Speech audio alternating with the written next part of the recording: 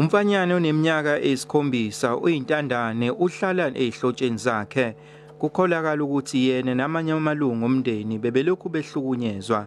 Isigameko sokugcina behlukunyezwa bebuka nabanye emndenini.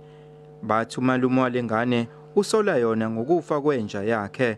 Kuthiwa lengane uyiphonse emanzini abandayo waseyishaya ngemvubu ngaphambi koyiphoqa ukuthi idle insalela zenja efile. Akayidli nje. Mayengayidli ufuna lenja yakhe iphile, ufuna efe lenja njengoba ifile. Wayishaya ingane wahamba nayo wathi ayidli nje. Yayiluma ingane nje. Waqhamuka umakhelwane wayilekelela. Wayishaya ngogodwa wathi ayiphimise. Idladla zayo ezidlile ingane inja. Isigameko sithuse umakhelwane kuyibo ababikela amaphoyisa nabo bathola insongo kumsolwa. Ngingedwa nje kulolu daba bayasaba. Ngiya-understand ukuthi bayasaba ngoba vele uyasabisa ngokuthi uzosibulala sonke singenelile.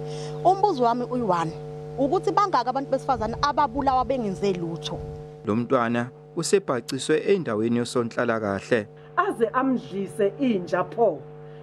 Lokhu siyakukhondema nje ngayo yonke indlela. Sithi nje shwele emphakathini.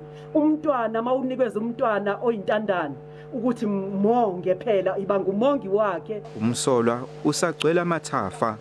Eyindaba enza SABC nginguvusi Khumalo eMtubatuba.